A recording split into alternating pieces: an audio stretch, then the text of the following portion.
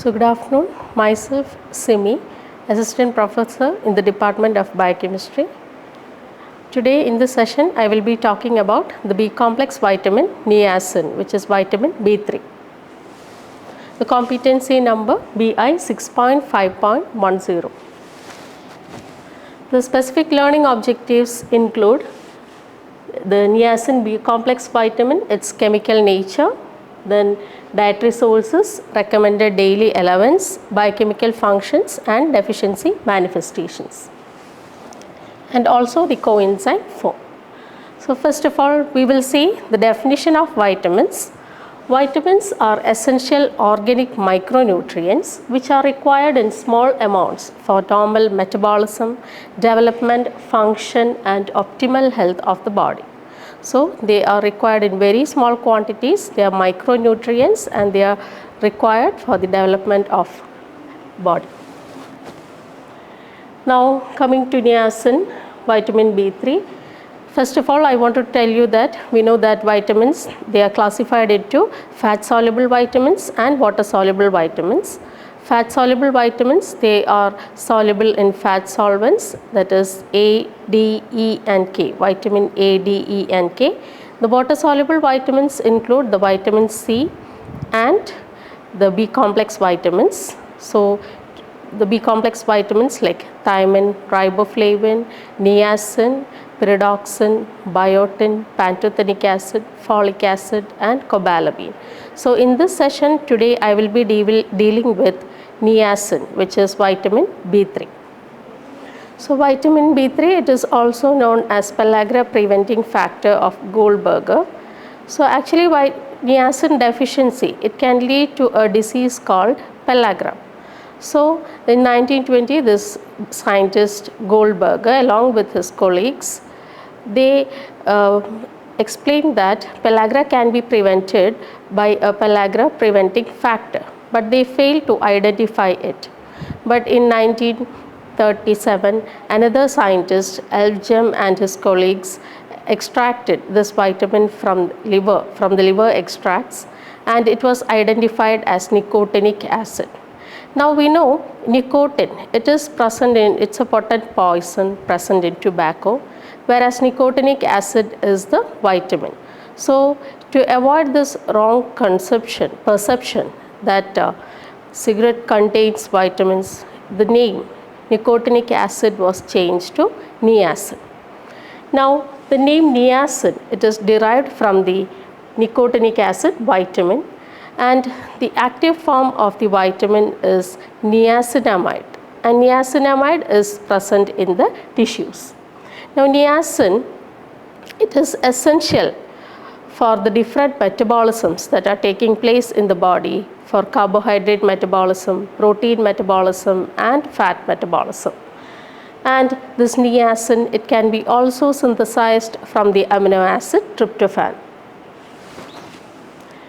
Now coming to the chemistry of niacin, actually niacin is pyridine 3 carboxylic acid and niacinamide is the acid amide. So this is the pyridine structure, ring structure, and this is nicotinic acid. When it contains the COOH group, it is known as nicotinic acid, and when there is an amide group, it becomes nicotinamide. Now we will see the coenzyme forms of niacin. Actually there are two coenzymes for niacin. One is nicotinamide adenine dinucleotide. In short, it is abbreviated as NAD, whereas the other is nicotinamide adenine dinucleotide phosphate, which is abbreviated as NADP. Now we will see the structure of NAD. So NAD, it is formed of two parts, that is nicotinamide mononucleotide. So here there is nicotinamide mononucleotide, nicotinamide plus ribose 5-phosphate, and it is condensed with an adenosine monophosphate, adenine and ribose 5-phosphate. That forms nicotinamide adenine dinucleotide. Now NADP is formed from NAD by a phosphorylation, that is by the enzyme NAD kinase. So from ATP, one phosphate is taken and it is added to the ribose at the second carbon of ribose. So that becomes NADP. To the NAD in the ribose second carbon, the phosphate is added and that becomes NADP. So these are the two coenzymes, NAD and NADP. Now if we see the structure of NAD and NADP, this is the structure. So this is the NAD and this is NADP. In addition to NAD, there is an extra phosphate here in NADP. Now mechanism of reduction of NAD. Actually NAD in the oxidized form, this is the oxidized form of NAD, that is NAD plus. Now when NAD undergoes reduction, it can accept 2 hydrogen atoms from a substrate. So it accepts one hydrogen atom fully, whereas the other hydrogen atom is ionized. Only an electron is accepted from the next hydrogen atom. So here we can see this is the structure of NAD. Actually in the oxidized form, the nitrogen bears a positive charge, and the C4 and this nitrogen are the reactive sites in NAD. So when it accepts hydrogen, you can see NAD plus H2. So it becomes NADH plus H plus. So one hydrogen atom is accepted completely here. The remaining hydrogen is ionized, only the electron is accepted. The remaining hydrogen is ionized and that is released into the surrounding medium. In fact, the structure of NAD was elucidated by the scientist Warburg, but the function of NAD was demonstrated by the scientist Alexander R. Todd, and both the scientists were awarded Nobel Prize for that. Now we will see few NAD dependent enzymes. There are many enzymes which are dependent on NAD. So I have not made an exhaustive listing here, but few examples I have cited here. One is lactate dehydrogenase. So we know lactate dehydrogenase is an enzyme from glycolysis. So lactate dehydrogenase, it converts lactate, where lactate is oxidized to pyruvate by the enzyme lactate dehydrogenase. So it accepts 2 hydrogen atoms from lactate. So NAD is converted to NADH plus H plus. So it is converted to pyruvate. We can see 2 hydrogens are accepted in the second carbon. Next is glyceraldehyde 3-phosphate dehydrogenase. This is also an enzyme from glycolysis, where glyceraldehyde 3-phosphate is converted to 1,3-bisphosphoglycerate. So hydrogen atoms are accepted by NAD, and NAD will be thereby converted to NADH plus H plus. So this takes place through successive steps, intermediate steps, where the enzyme and coenzyme interacts with each other. Next step is reaction is pyruvate dehydrogenase. We know pyruvate dehydrogenase is an enzyme which converts pyruvate to acetyl-CoA. So pyruvate, it is the end product of glycolysis under aerobic conditions.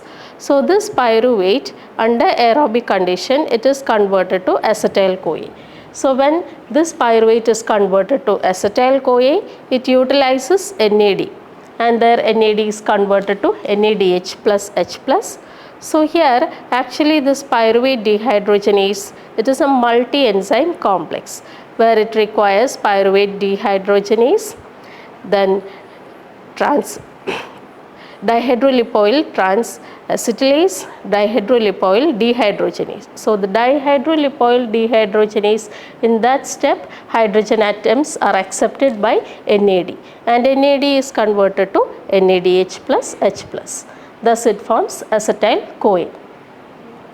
Next is beta-hydroxyacyl-CoA dehydrogenase. Beta-acyl-CoA dehydrogenase is an enzyme which is present which is an enzyme of fatty acid oxidation. That process is beta oxidation. So during this beta oxidation step, beta oxidation provides energy and under conditions of starvation. So during this beta oxidation, beta hydroxy acyl CoA is converted to beta keto acyl CoA. So we can see at this carbon 2 hydrogens are accepted by NAD.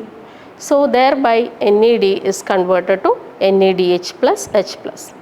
Now when this NADH plus H plus is reoxidized to NAD back to NAD, that is by entering the electron transport chain, it will produce 2.5 ATP molecules. Next we have glutamate dehydrogenase. So glutamate dehydrogenase, it is involved in the oxidative deamination of glutamate. So this takes place in the liver. So here glutamate is converted to alpha ketoglutarate. So from here, this in the second carbon, hydrogen is accepted by NAD and NAD is thereby converted to NADH plus H plus, and one water molecule is also added. So ammonia is released. So in this oxidative deamination, actually ammonia is removed from amino acids, and this ammonia can be detoxified by converting it to urea, which can be excreted through urine. The next enzyme is alpha ketoglutarate dehydrogenase.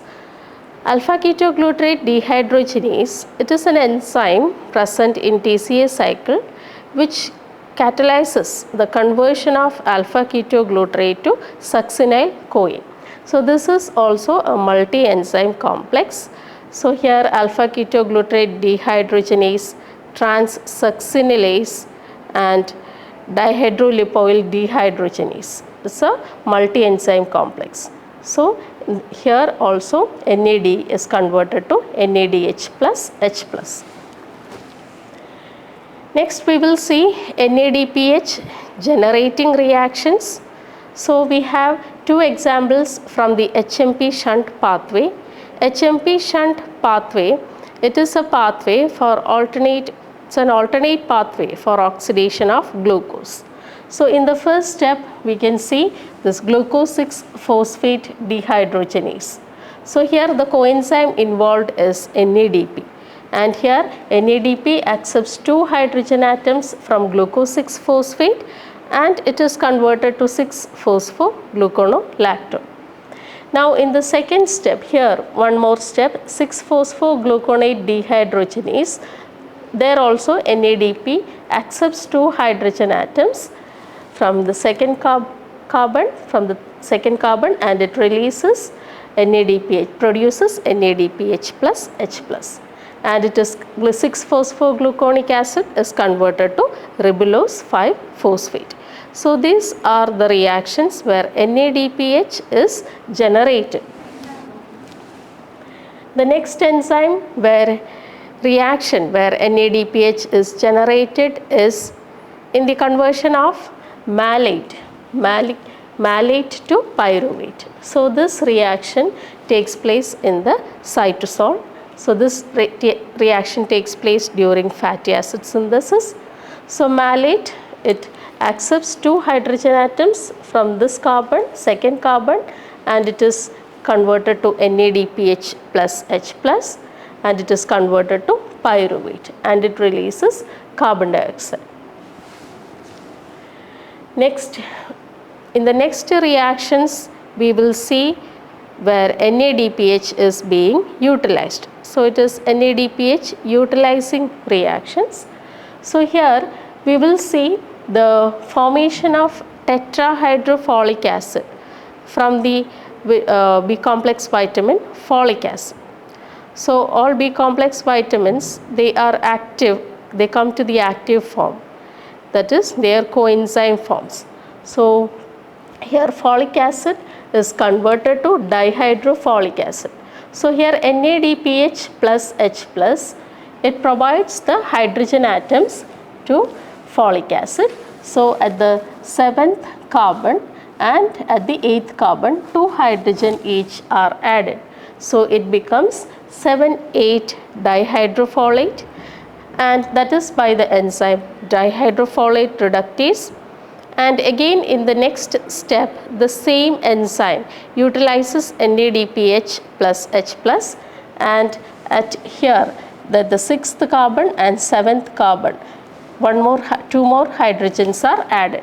Then it becomes 5,6,7,8 tetrahydrofolic acid. So that is the active form of folic acid. There NADPH plus H plus is needed. One more reaction we will see, that is HMG-CoA reductase. So HMG-CoA reductase, it is a rate limiting enzyme in cholesterol synthesis. So it converts during the synthesis of cholesterol, mainly in the liver, it converts HMG-CoA to mevalonate. So this is the reaction where HMG-CoA is converted to mevalonate. So here at this C double bond O, there hydrogen atoms are added by HMG-CoA reductase. So it becomes mevalonate, which is an intermediate compound in the synthesis of cholesterol. Now other functions of NAD, that is, it is the source of ADP ribose. NAD, it is the source of ADP ribose, which helps in ADP ribosylation of proteins. So here we have this NAD, and this NAD provides ADP ribose to the proteins. Actually this is a post-translational modification taking place, and this is important during cell signaling. Actually the ADP ribosylation of G proteins makes the G protein active. G proteins are involved in the Wolff's visual cycle, which helps in vision in dim light. So ADP ribosyl transferase catalyzes this reaction, and this ADP ribose is added to the protein. Okay, through these amino acids, X represents these amino acids like arginine, aspartate, glutamine, serine, cysteine. These amino acids are involved in the ADP ribosylation. So these are the functions of this NAD or NADP. Now we will see synthesis of niacin from tryptophan. So niacin, it can be synthesized from the amino acid tryptophan. Tryptophan is an aromatic amino acid. So niacin, it is synthesized from tryptophan. Actually 60 milligram of tryptophan is equivalent to 1 milligram of niacin. And there is an enzyme called quinolinate phosphoribosyl transferase, which is a rate limiting enzyme which converts niacin to NAD+. So here we have the metabolic pathway of tryptophan. So tryptophan, actually it is metabolized. About 97% of tryptophan is metabolized through the kynurenine pathway, whereas around 3% of tryptophan enters the NAD pathway at 3-hydroxyanthranilic acid level. So we will be seeing the NAD pathway in detail. This is the major pathway, 97% of tryptophan getting catabolized in the kynurenine pathway. Now in the NAD pathway, actually here we got here tryptophan is converted to N-formyl kynurenine, then to kynurenine, then 3-hydroxykynurenine, then 3-hydroxyanthranilic acid. So this conversion of 3-hydroxykynurenine to 3-hydroxyanthranilic acid, there an enzyme is kynureninase, which is PLP dependent. And once 3-hydroxyanthranilic acid is produced, it will enter the NAD pathway. So here we can see the 3-hydroxyanthranilic acid, which is formed from tryptophan. And then this 3-hydroxyanthranilic acid, through several steps, it is converted to a compound called quinolinate. Now this quinolate, to this quinolate, one ribose 5-phosphate is added from a compound called phosphoribosyl pyrophosphate, and it releases inorganic pyrophosphate and carbon dioxide. So that ribose 5-phosphate from PRPP is added to the nitrogen atom. So it forms nicotinate mononucleotide, which is NMN. Again, to nicotinate mononucleotide, and adenosine monophosphate is being added. So adenosine monophosphate is taken from ATP. So ATP, it will be converted to inorganic pyrophosphate. So it becomes des-amido-nicotinamide dinucleotide. So this is adenosine monophosphate moiety. Now in the next reaction, this glutamine is added, that provides the amino group. So here to this NAD, that amino group is added, so it becomes that is provided by the glutamine. And here also one ATP is required. ATP is converted to AMP and inorganic phosphate. Now this forms nicotinamide dinucleotide. Now when it is converted to NADP, one extra phosphate will be added to this nicotinamide adenine dinucleotide. So that is by an enzyme NAD kinase. So here in this adenosine monophosphate, this the ribose, second carbon of ribose, one extra phosphate is added. So then it will become NADP, nicotinamide adenine dinucleotide phosphate. So that is how NAD and NADP are synthesized from tryptophan. Now we will be discussing about niacin deficiency, which is pellagra.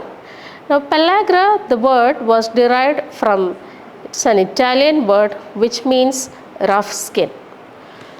So this pellagra can be caused by the deficiency of tryptophan as well as niacin.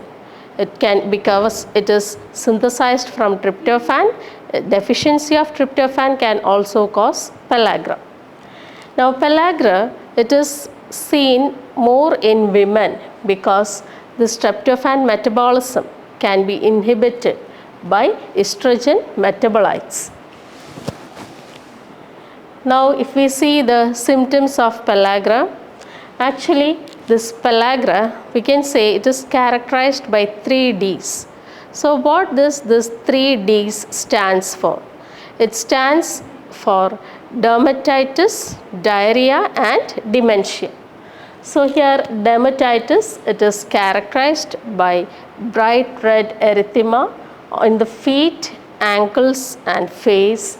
And the peculiar feature, the peculiar thing about pellagra is that there is increased pigmentation around the neck, which is known as Castle's necklace. Now the next point is diarrhea. So diarrhea is seen associated with it. It can be mild or severe with blood or mucus, and this can lead to weight loss, and nausea and vomiting are also present. Dementia is frequently seen in chronic cases, and delirium is mainly seen in acute pellagra. So delirium, it's a mental state where the person is confused, disoriented. So it is seen in acute cases. Irritability, inability to concentrate and poor memory, these are seen in mild cases. Ataxia and spasticity are also seen. Ataxia means impaired balance and incoordination. That is the meaning of ataxia. Now we will see the causes for niacin deficiency. So it can be due to dietary deficiency of tryptophan. So actually pellagra is more commonly seen in people whose staple diet is maize. So this maize is mainly confined to South and Central America, and also in those people who consume sorghum, which is confined to Central and Western India. Now what happens here? In maize, niacin is present in a bound form. So it is unavailable for absorption. But whereas in sorghum, it is also known as jowar. Sorghum, it contains the amino acid leucine in high quantities.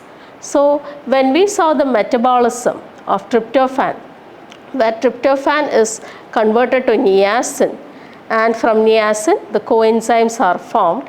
So we saw one enzyme, quinolinate phosphoribosyl transferase.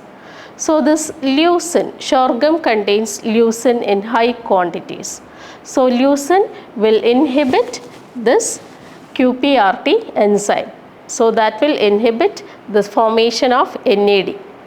So NAD, it is the coenzyme of niacin. So the functions of niacin can be exerted through the coenzyme. So that can lead to pellagra, and that is known as leucine pellagra. Next is deficient synthesis of niacin. Now deficiency of vitamin B6. Vitamin B6 is also known as pyridoxine. That can lead to deficiency of niacin. Now when we saw the tryptophan metabolism, there was an enzyme called kynureninase. This kynureninase, it is actually PLP dependent. So if this PLP is deficient or pyridoxine is deficient, PLP will not be formed from pyridoxine. So we can say that in pyridoxine deficiency, it is associated with niacin deficiency, because niacin will not be formed from tryptophan, and that will also can cause pellagra. The next cause is isoniacid, which is an anti-tuberculous drug. So this isoniacid, it will inhibit the formation of pyridoxal phosphate. It is the coenzyme of pyridoxine. So since pyridoxine, PLP, is required for the enzyme kynureninase, that will also block the conversion of tryptophan to NAD. So that can also result in pellagra. Next is Hartnupp's disease. In this disease, tryptophan absorption from the intestine is defective, and large amounts of tryptophan is excreted through the urine. So there is lack of tryptophan and niacin cannot be synthesized. So here also pellagra can be seen. Now niacin deficiency is also seen in carcinoid syndromes. Okay, so here actually this serotonin, 1% tryptophan is channeled to serotonin synthesis. Actually serotonin, it is produced by the argendaphino cells of gastrointestinal tract. It will increase, it is necessary, serotonin is necessary to increase the GIT motility. So this, in case of argendaphinomas, there is excessive production of serotonin, which leads to carcinoid tumors. So here normally 1% tryptophan is channeled to serotonin synthesis. But in case of carcinoid tumors, around 60% of tryptophan is diverted to serotonin, because tumor utilizes major portion of available tryptophan for synthesizing serotonin, and tryptophan is unavailable. Therefore, niacin cannot be synthesized from tryptophan, and it leads to pellagra. So here we can see this serotonin, it is formed from tryptophan. That is, tryptophan hydroxylase converts tryptophan to 5-hydroxytryptophan. Here we can see in the tryptophan, it's an aromatic amino acid. So here hydroxylation takes place when this is released as carbon dioxide, and it forms amino group. So it becomes 5-hydroxytryptamine or serotonin. Now coming to the final part, dietary sources and RDA of niacin. So the richest sources of niacin include dried yeast, rice polishing, liver, peanut, whole cereals, legumes, meat and fish. And about half of the requirement of niacin is met by conversion of tryptophan to niacin. And we know 60 milligram of tryptophan is equivalent to 1 milligram of niacin. So remaining half can be obtained through this dietary sources. The recommended daily allowance of niacin for adults it is 20 milligram per day, and in case of lactation additional 5 milligram is required per day. Niacin equivalence, when it is expressed 1 milligram niacin equivalent, that is equal to 1 milligram of niacin or 60 milligram of tryptophan. Now the therapeutic use of niacin is that it can lower the serum cholesterol level. Actually, nicotinic acid inhibits the flux of free fatty acids from adipose tissue. So from adipose tissue, free fatty acids will not be entering to the liver. So fatty acids will not be oxidized to produce acetyl-CoA. So here serum cholesterol level can be lowered. And in high doses, niacin can reduce the lipoprotein A levels. Lipoprotein A, it is closely associated with the LDL cholesterol. So it is a risk factor for myocardial infarction. So nicotinic acid actually can reduce the levels of lipoprotein A levels. Now finally, the niacin also has some toxic effects when it is given orally or parenterally, because it produces transient vasodilatation of the cutaneous vessels and causes release of histamine, which causes itching, burning and tingling sensation. So intake of nicotinic acid in excess of 50 milligram can lead to liver damage. So there are not only beneficial effects for niacin, but excess intake can also lead to toxicity. With that, I come to the end of this class. So we have all discussed the niacin, its chemical structure, the coenzymes, the biochemical functions and deficiency manifestations, which is pellagra, and also the dietary sources and RDA of niacin.